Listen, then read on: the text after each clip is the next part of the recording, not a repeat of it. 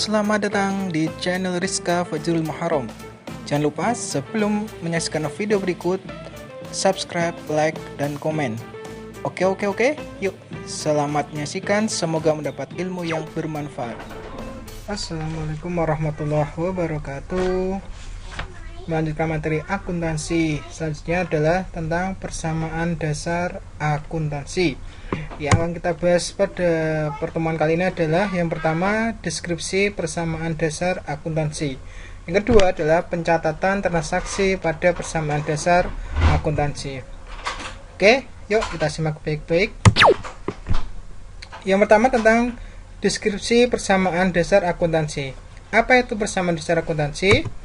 Nah, yang pertama adalah pengertian persamaan dasar akuntansi, yaitu hubungan antara unsur-unsur harta, ya, harta atau bisa kita sebut dengan aset atau kita sebut juga dengan aktiva, kemudian utang atau kewajiban atau nama lainnya itu liabilitas, dan modal atau ekuitas, ya.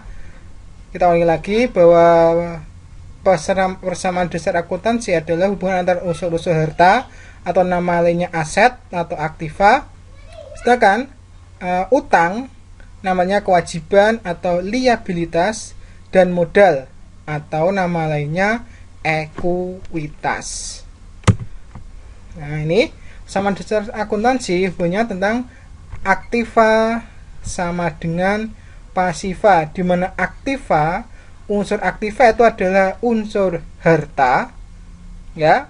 Aktiva adalah harta, sedangkan pasiva itu adalah utang ditambah modal atau, nah ini seperti ini, harta atau aset sama dengan utang atau liabilitas ditambah ekuitas atau modal, ya. Ini adalah unsur aktiva, yang sini adalah unsur pasiva, ya. Jadi persamaan dasar akuntansi intinya adalah aktiva sama dengan pasiva, artinya harta sama dengan utang ditambah ekuitas. Ini nggak usah bingung ya, harta itu sama dengan aset, utang itu sama dengan liabilitas, dan modal bisa disebut dengan ekuitas.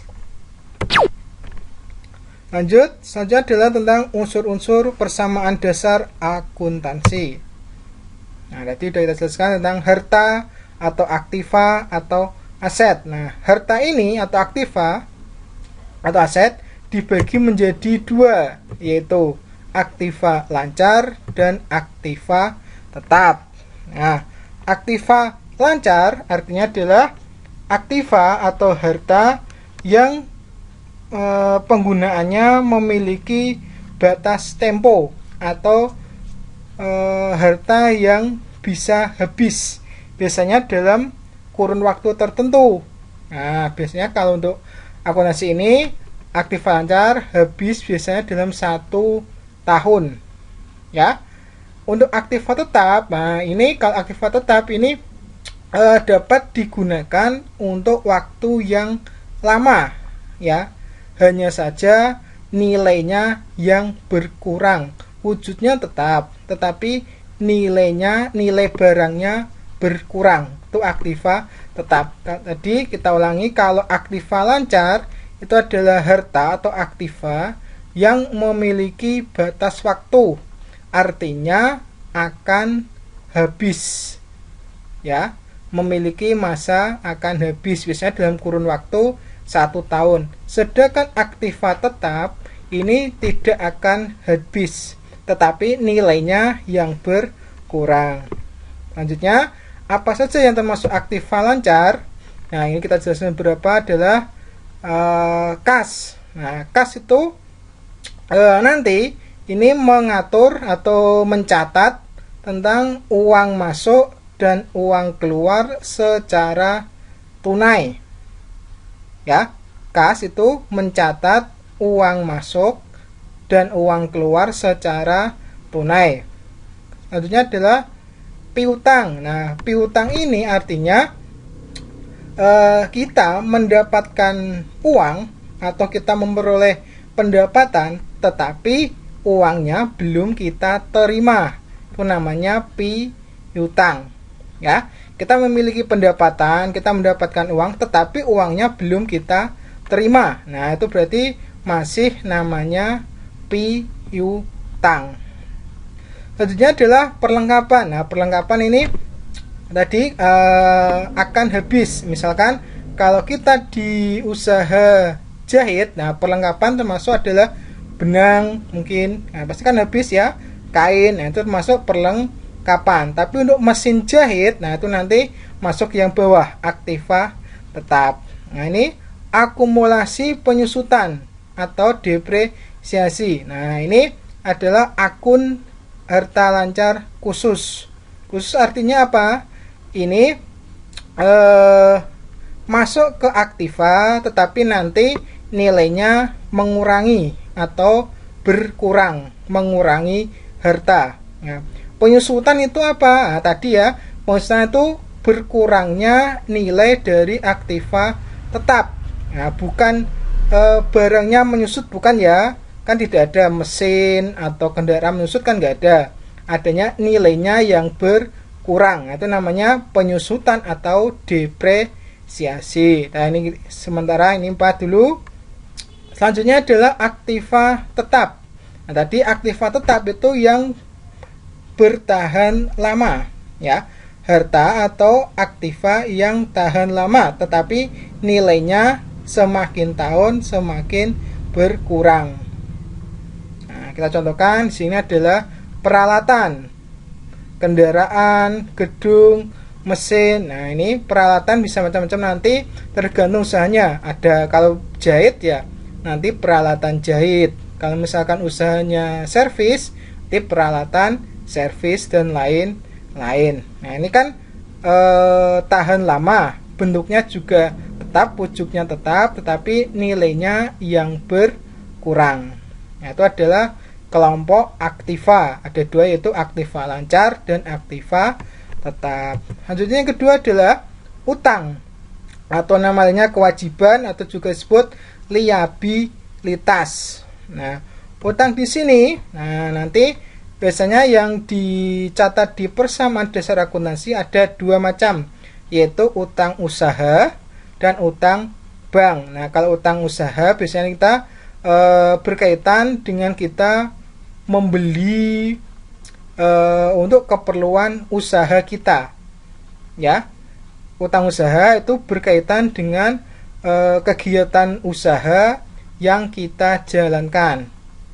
Sedangkan kalau utang bank berarti kita melakukan pinjamannya itu kepada bank. Kalau utang usaha bisa ke toko atau ke pengusaha atau ke siapapun.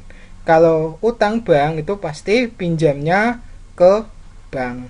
Itu unsur yang kedua adalah utang, kewajiban, liabilitas. Ini sama ya, pengertiannya sama. Harusnya adalah ekuitas atau nama lainnya modal, ya.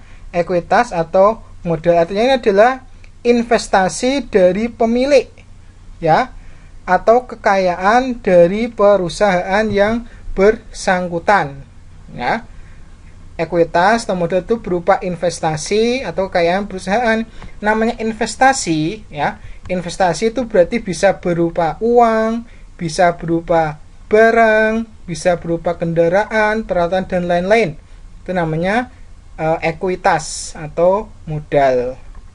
Oke, berarti unsur persamaan dasar akuntansi ada 3. Kita ulangi, ada harta atau aktiva atau aset, utang atau kewajiban atau liabilitas, dan ekuitas. Nah, ini adalah aktiva, dan 2 ini utang dan ekuitas adalah pasiva.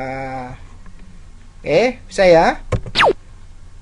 Selanjutnya adalah bentuk persamaan dasar akuntansi. Nah, ini nanti bentuk laporannya secara kurang lebih nanti bentuknya seperti ini. Yang pertama adalah judul laporannya. Misalkan di sini nama perusahaan atau usaha apa yang digeluti. Misalkan kalau kita mendirikan perusahaan jasa servis motor, misalkan di sini servis motor ABC, atau yang lain. Pokoknya ini adalah nama perusahaan, atau misalkan CV Abadi Jaya atau apapun ya, itu nama perusahaannya. Terus kedua adalah jenis laporannya. Nah, yang akan kita buat adalah persamaan dasar akuntansi. Terakhir yang ketiga adalah periodenya, bulan apa yang kita mencatat transaksi di persamaan dasar akuntansi ya. Jadi judulnya adalah nama perusahaan, terus kemudian jenis laporannya persamaan dasar akuntansi, terus periode pencatatan. Nah, kurang lebih laporannya seperti ini.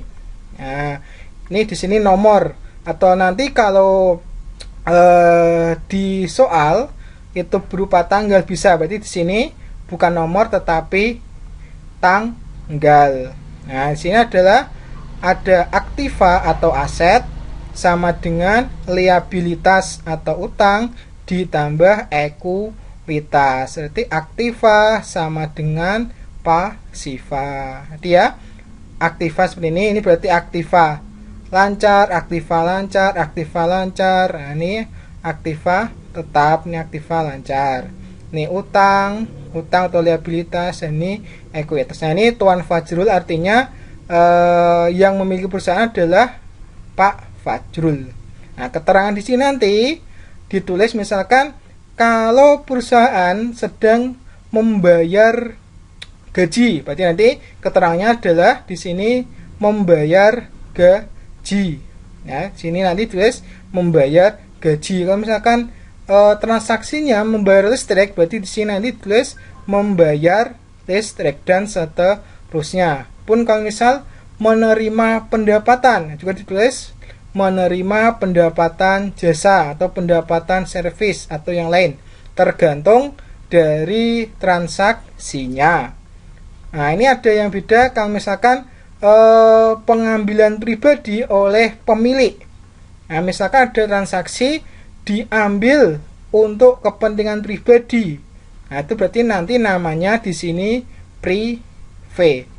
Ya, berarti nanti diambil untuk pribadi itu namanya di sini diambil privé, nama pemilik perusahaan.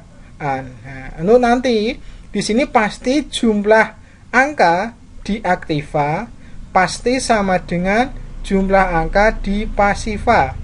Pasti sama. Jadi kalau nanti tidak sama berarti laporan persamaan dasar akuntansinya itu pasti salah atau tidak benar.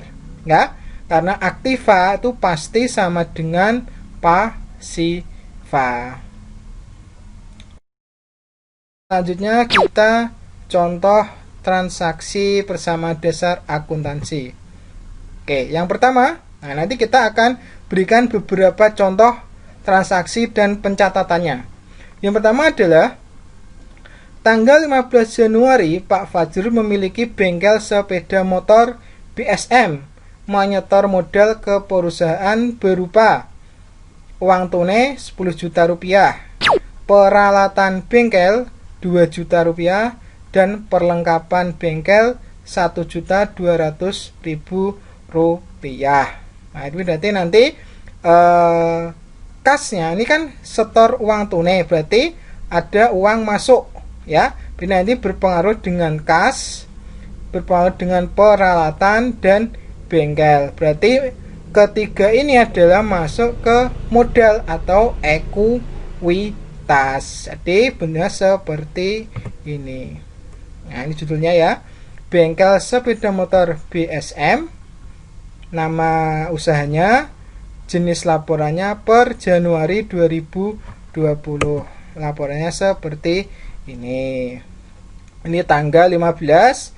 Kas, nah di sini nambah, kasnya tambah 10 juta, ditulis 10 juta. Kemudian perlengkapan bengkel nambah 2 juta. Peralatan bengkel nambah 2 juta, berarti di sini 2 juta. Kemudian perlengkapan bengkel 1.200.000, berarti di sini 1.200.000. Kalau kita tambahkan semua, total ekuitasnya atau modalnya adalah 13.200.000. Sama ya, ini tambah sini sama dengan sini. Berarti aktiva sama dengan pasiva. Lanjut, contoh transaksi yang kedua. Tanggal 18 Januari 2020 menerima jasa servis 450.000, baru diterima 350.000, sisanya minggu depan. Nah, seperti ini. Ya, menerima servis 450.000 baru diterima 350, berarti ini masuk kas 350. Berarti dari 450 yang belum diterima 100, jadi masuk ke piutang. Berarti kasnya nambah 350 sini, kemudian piutang usaha. Nah, ini muncul di sini piutang usaha. Kenapa ada piutang? Karena punya pendapatan tetapi belum diterima, masih 100.000. Ini kosong. Nah, ini modalnya nambah 450.000 dari nambah kas dan nambah piutang. Berarti ekuitasnya juga nambah 450.000. Oke, kita total. Nih, nah kalau ditotal hasilnya juga sama. Lanjut transaksi yang ketiga. Tanggal 20 membeli perlengkapan bengkel secara kredit. Nah, kredit berarti belinya secara utang. Otomatis berpengaruhnya adalah di perlengkapan dan utang. Tanggal 20 berarti perlengkapan bengkel nambah 520. Nah, di sini utang usaha. Karena kan pemilik usaha atau bengkelnya utangnya bukan dari bank atau pinjamnya bukan dari bank tapi dari toko atau dari penjual perlengkapan. Itu utangnya nambah 520.000 di sini. Oke, lanjut kita total lagi. Ini ke bawah, ini ditambah sini, ini ke bawah. Kalau aktiva ditambah pasiva jumlahnya pasti sama. Lanjut, contoh transaksi yang keempat adalah membayar beban listrik, air, dan telepon. Nah, ini pasti hubungannya apa? Ayo coba ditebak. Uang keluar secara tunai, berarti hubungannya nanti sama kas dan modal atau ekuitas. Nah, di sini tanggal 24 kas berkurang. Nah, ini kalau ada tanda kurung di sini berarti itu dikurang. Ya. Jadi kalau ada tanda kurung berarti tandanya dikurangi. Berarti kasnya berkurang 250 ya. 250.000. Di sini modalnya juga berkurang 250.000 untuk membayar listrik, air, dan telepon. Sisanya di sini ini juga dikurang ya. Ya, kalau ada kurung tuh berarti dikurang. Kalau ada uang keluar secara tunai itu pasti berkurang. Oke, contoh transaksi yang kelima adalah kita penyusutan ya atau depresiasi. Tanggal 29 Januari 2020 peralatan bengkel disusutkan 5%. Tadi di awal kita udah catatkan bahwa peralatan bengkel itu sebesar 2 juta rupiah. Berarti 5% dari 2 juta rupiah adalah 100.000 rupiah. Nah, ini yang berbeda akumulasi penyusutan peralatan. Di sini dikurung. Kenapa dikurung? Karena kan disusutkan berarti mengurangi harta sekaligus mengurangi modal. Ya, mengurangi harta sekaligus juga mengurangi modal atau mengurangi aktiva sekaligus mengurangi pasiva. Ya. Dan akan dijumlah semua ini hasilnya juga pasti sama. Nah, itu beberapa contoh untuk pencatatan persamaan dasar akuntansi. Nah, ini untuk kalian silakan dicoba. Ada beberapa transaksi di sini, silakan dicoba catat dalam persamaan dasar akuntansi ya. Buatlah laporan seperti contoh. Nah, sebelum disusun sebaiknya kita teliti dulu akun apa saja yang perlu dicatat. Nah, misalkan di sini menyetorkan uang tunai, berarti di sini hubungannya dengan kas, peralatan jahit, dan ekuitas. Nah, di sini perlengkapan jahit secara kredit, berarti perlengkapan jahit dan utang usaha. Lanjut, diterima pendapatan jahit, berarti ini tunai, kas, dan ekuitas. Dibayar listrik, air, dan telepon, berarti ini juga sama, kas, dan ekuitas. Terus dibayar sebagian utang. Nah, dibayar sebagian utang berarti utangnya berkurang, ya, kasnya juga berkurang. Nah, kenapa kasnya berkurang? Karena kan namanya membayar utang itu berarti secara tunai sebesar sekian ini. Ya, berarti tanggal 12 kas dan utang. Ya. Lanjut, diterima pendapatan jahit, ya, terima pendapatan jahit, baru diterima setengahnya, berarti punya pendapatan tapi belum diterima, ada setengahnya yang belum diterima, berarti nanti hubungannya kas, piutang, dan ekuitas. Selanjutnya tanggal 18, mengambil uang untuk keperluan pribadi. Berarti nanti di keterangannya adalah prive Pak siapa di sini. Nah, prive Tuan Jo atau prive Pak Jo.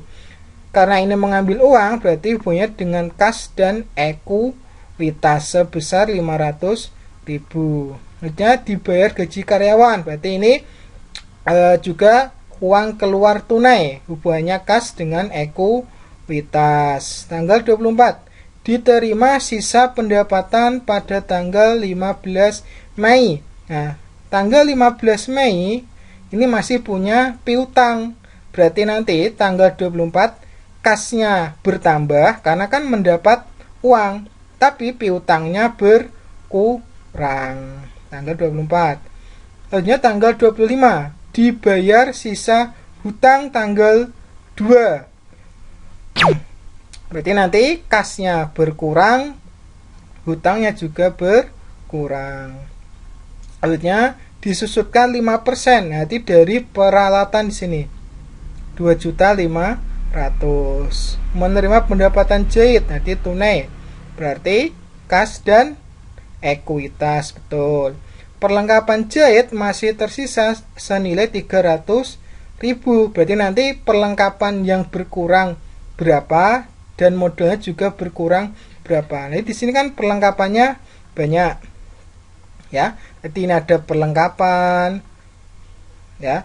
Nanti tersisa 300.000, berarti yang dicatat yang terpakainya berapa nanti.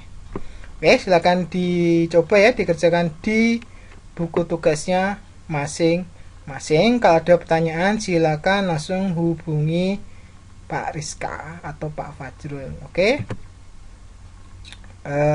Terima kasih telah menyaksikan video tadi. Semoga bermanfaat buat kalian. Tetap selalu jaga kesehatan dan semangat belajar di rumah. Terima kasih. Assalamualaikum warahmatullahi wabarakatuh.